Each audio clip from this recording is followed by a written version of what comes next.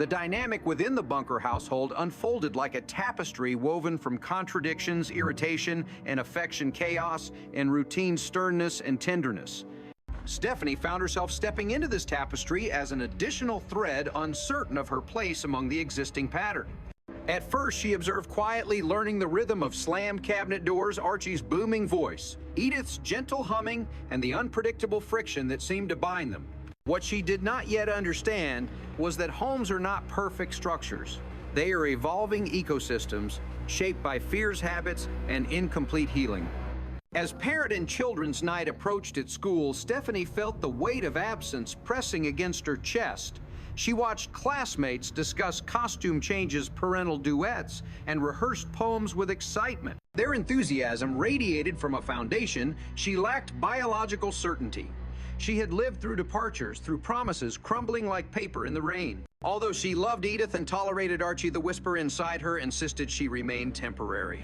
When Edith suggested singing together, Stephanie felt a rush of warmth, and dread warmth from belonging, dread from vulnerability. Acceptance exposes the heart. Rejection injures it. Archie's resistance to the event masked discomfort he had never learned to articulate. He feared being judged, feared being seen as inadequate, feared disappointing a child through poor performance or absence. Cynicism disguised insecurity. With every sarcastic remark about entertainment, he reinforced emotional armor. But armor grows heavy. When he ultimately chose not to attend, guilt began its slow drip into his conscience-carving channels that would hollow him from the inside. Edith's sudden loss of voice arrived like an omen. Her voice symbolized stability, anchoring the household in warmth. Without it, silence grew loud. Even scribbled notes carried the tension of the unspoken fear, helplessness, and the fragile thread connecting caregiver and child. Stephanie panicked, not simply because of the missed performance, but because illness triggers childhood trauma. When caregivers falter, abandonment becomes a possibility. Archie rushed for medicine, complaining as usual, but beneath his complaints was desperation to maintain control. Control provided him comfort in a world he could no longer predict. Stephanie performed alone. She stood beneath the stage lights, heart-hammering song trembling into the air. She was not simply singing, she was confronting the ghosts of childhood insecurity. When applause filled the auditorium, the sound wrapped her like a blanket, validating her existence. But applause from strangers cannot replace pride from loved ones. Returning home to find Archie absent carved a wound beneath her ribcage. She carried her trophy like an unanswered question. The romantic conflict involving Mr. Clemmer and Judith mirrored Stephanie's fear. Judith believed herself replaceable, caught among memories of a dead wife and comparisons to Edith. Nostalgia can be cruel, shaping current loves in the silhouette of past ones.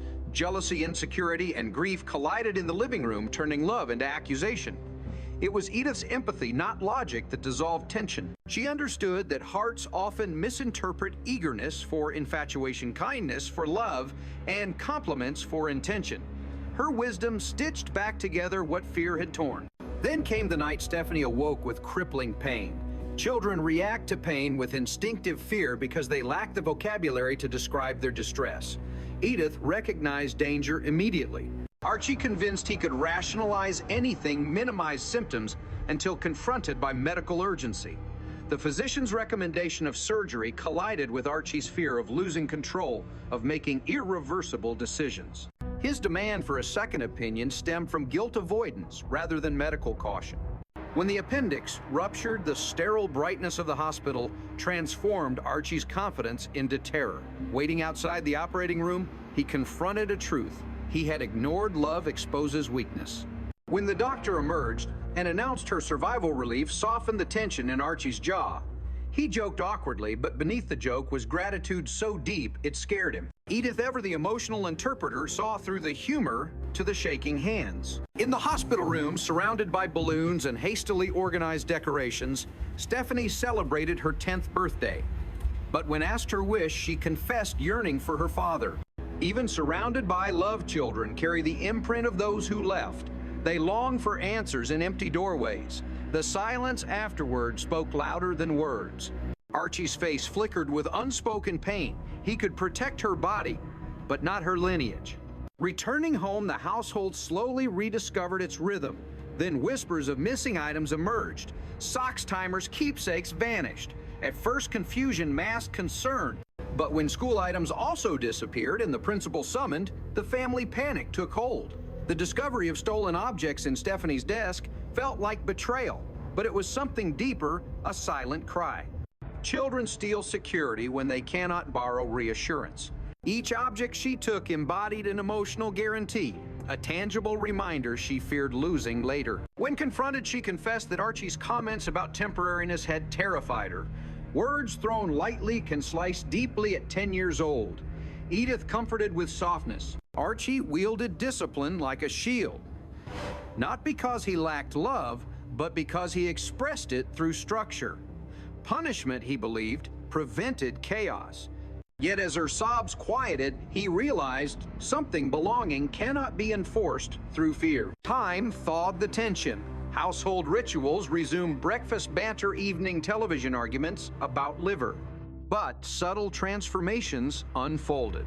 When Stephanie left for school, Archie grunted a goodbye that sounded suspiciously like care.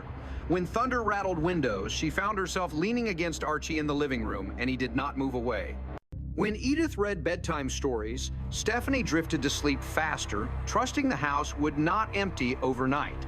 Seasonal changes marked emotional milestones. Autumn brought school challenges, winter brought hospital bills, and whispered worries. Spring brought laughter from jump rope games outside. Through each transition, Stephanie learned that permanence is built, not promised. Belonging became a verb, not a noun. On a warm afternoon, she discovered Archie examining one of her drawings. The drawing depicted 3 figures holding hands beneath a sun labeled family. Archie coughed, pretended to critique perspective, then folded it carefully, hiding it in a drawer. In that act, he accepted a new identity guardian, not merely caretaker. Meanwhile, Edith nurtured emotional resilience through gentle conversations, encouraging Stephanie to express fear rather than hoard anxiety. She taught through stories, metaphors, and warm desserts. Every dessert held a message: sweetness remains even after bitterness. At school, the teacher forgave her theft, praising honesty and courage. This forgiveness planted a seed. From it grew empathy for others' mistakes. Children who experience grace become adults who offer it. As months passed, the objects stopped disappearing. Instead, Stephanie began giving bracelets, drawings, small crafts. She had learned that gifting anchored relationships more securely than taking. Archie's punishments softened into guidance.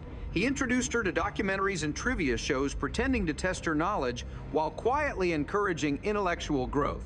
She learned about cultures, animals, inventions. Education shifted from punishment into curiosity. One evening, while folding laundry, Stephanie asked whether she could stay forever.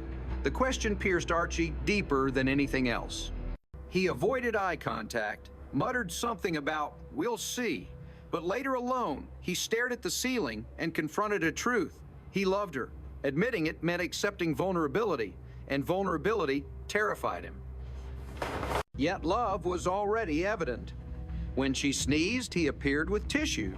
When she cried, he stood awkwardly nearby until she stopped. When she laughed, he pretended to be annoyed, but listened longer.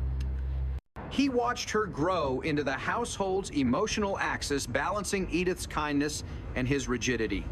As summer returned, the neighborhood's energy shifted. Children played outside late into the evening, music drifted from open windows, and fireflies illuminated lawns. Stephanie joined the games confidently, no longer lingering at the doorway. She returned home flushed with joy, and Archie greeted her with the same predictable line: "Don't track dirt on the carpet." But beneath his grumble was pride. The climactic transformation occurred not in crisis, but in quiet. One night, Stephanie hugged Archie tightly before bed. He froze startled, then patted her awkwardly on the back. She whispered thank you for surgery, for birthday cake, for punishments for staying.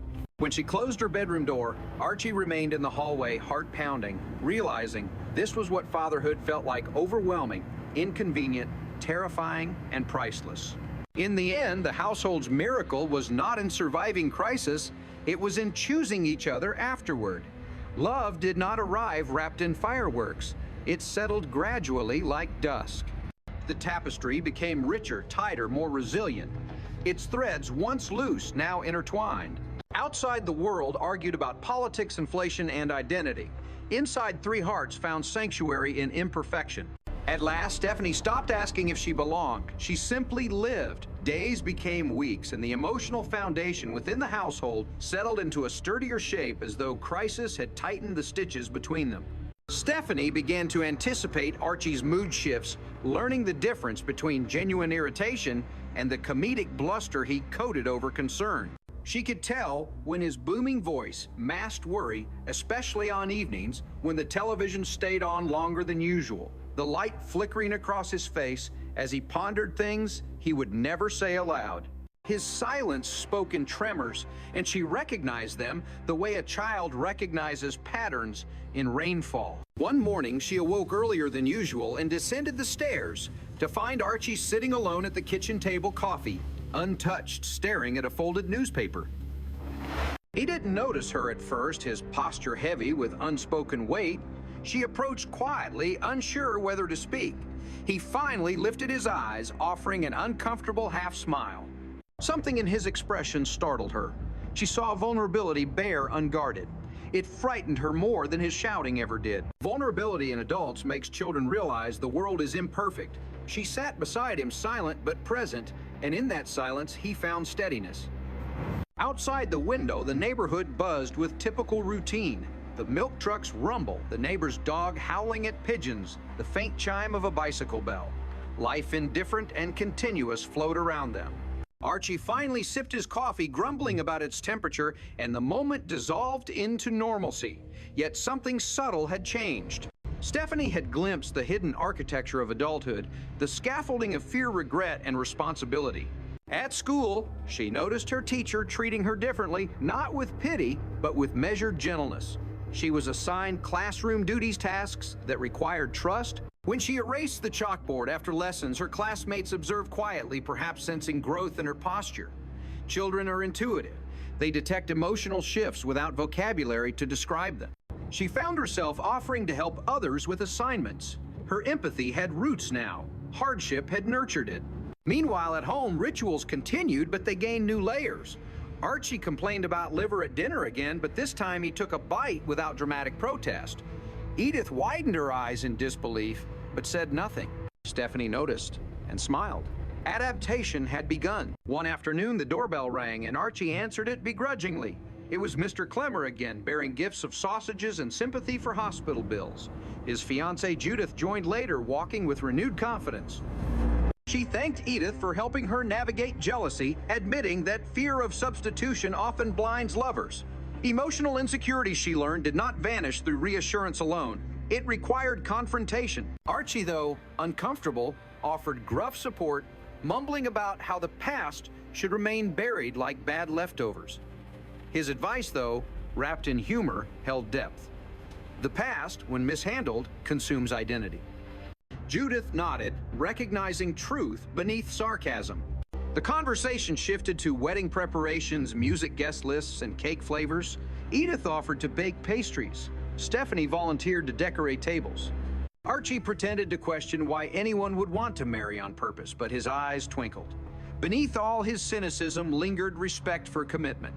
He simply never learned how to articulate gratitude for companionship. Later that night, after guests departed, Stephanie asked Edith how she had known her father loved her when she was a child. Edith replied that love is often recognized not in grand gestures, but in small consistencies: who shows up, who listens, who stays after arguments fade. Stephanie pondered this quietly. Showing up was a language she understood now. The following week, school assignments required students to write autobiographical essays. Stephanie hesitated. What story did she own? Her life felt fragmented, pieces of old homes, fragments of goodbyes. But as she began to write, she surprised herself. She did not describe loss. She described what she had found: a house where socks were always mismatched, where liver generated debate, where pancakes tasted like weekend mornings, where thunder was no longer frightening. Her teacher praised the essay. Tears filled the teacher's eyes as she read about belonging in unexpected corners. Meanwhile, Archie struggled with taxation forms and bills from Stephanie's surgery. Financial pressure ignited his usual political rants. He condemned bureaucracy, inflation, spending policies, and unnamed government officials. Yet behind every rant lay fear of scarcity. providing financially represented love in his system of belief. He equated failing at finances with failing at fatherhood.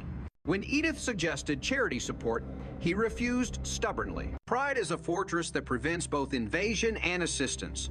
Edith understood this and allowed him to keep the illusion of control, knowing some battles must be surrendered gracefully to protect tenderness underneath. That spring, children played baseball in the neighborhood park, and Stephanie joined nervously.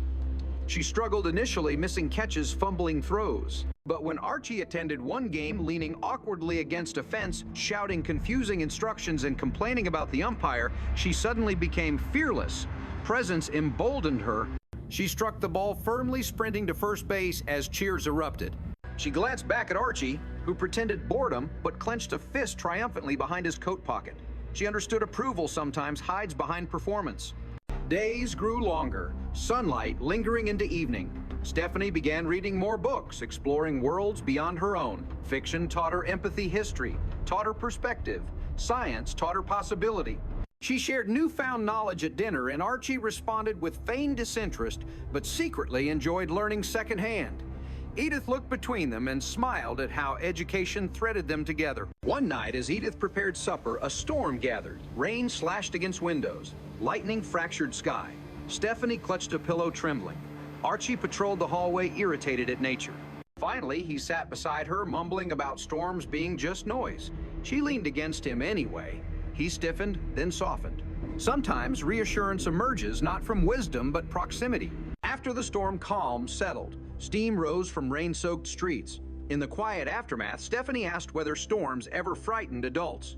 Archie admitted not often, but sometimes. Fear, he explained, never disappears. It simply changes shape. This admission was revolutionary. Children often imagine adults as fearless titans. Hearing vulnerability reshaped her understanding of courage. The next week, Archie's bar customers complimented Stephanie's singing from the recital. Archie pretended to hate entertainment but let pride leak through. Pride, when unmanaged, becomes arrogance. Pride, when controlled, becomes nourishment. He nearly bragged, then swallowed his words, complaining about jukebox selections instead. But his chest swelled invisibly. Summer arrived with its noisy nights and muggy afternoons. The household fans hummed constantly. Stephanie helped Edith hang laundry outside, feeling sun warm her shoulders. These simple tasks created bonding. Clotheslines became conversation lines. One afternoon, while sorting laundry, Edith found a small handwritten note in Stephanie's pocket. It read, "I am staying." Edith cried quietly in the kitchen. Sometimes emotional breakthroughs appear in whispers, not declarations. Meanwhile, Archie's evolution revealed itself subtly. When neighborhood kids teased Stephanie about her voice, Archie confronted them, pretending to lecture them about property lines and noise ordinances. But the children understood. He was defending her. Protection revealed his paternal instinct in action. Later in private, Archie told Stephanie that people often mock what they do not understand. She nodded. He didn't say she had talent. He said she had courage. Courage, she realized, mattered more. One evening, Stephanie struggled with complex math homework. Numbers twisted into confusion. Edith offered gentle help, but the abstract reasoning eluded her. Archie begrudgingly approached the table. He hated math. But he sat beside Stephanie, tracing numbers with exaggerated confusion until she laughed. In that laughter, anxiety dissolved. She solved the equation. Sometimes support means standing beside frustration, not conquering it. As the year moved forward, holidays approached again. Decorations adorned windows across the neighborhood. Stephanie helped Edith bake cookies, pressing shapes with cutters. Archie stole dough when he thought no one watched. He always left fingerprints on absence. On Christmas morning, wrapped gifts waited under the tree. Among them, a small box from Archie. Inside lay a simple charm bracelet. Heavy circular charms clicked gently. Each charm represented something: a musical note, a small house, a heart. She traced them with trembling fingers. Archie muttered something about clearance sales and walked away quickly. But she saw past his camouflage. She leaned forward and hugged him tightly. His face reddened. He allowed the hug arms hovering uncertainly before finally settling around her shoulders. Time sculpted them into a cohesive unit. Stephanie grew taller. Edith collected new recipes. Archie complained, less laughed more. with every complaint replaced by a joke and every joke by a silent smile. Trust bloomed. Perhaps the most remarkable change was imperceptible.